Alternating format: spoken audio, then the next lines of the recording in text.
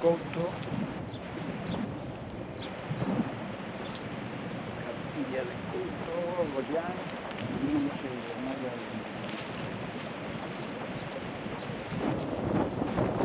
Aquí abajo una fortaleza, esta tierra tiene...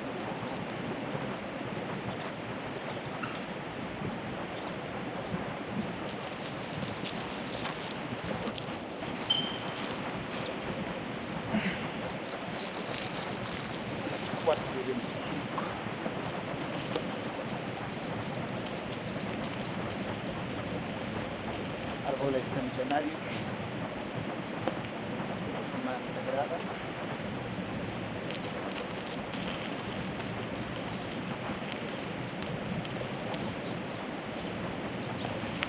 San Roque.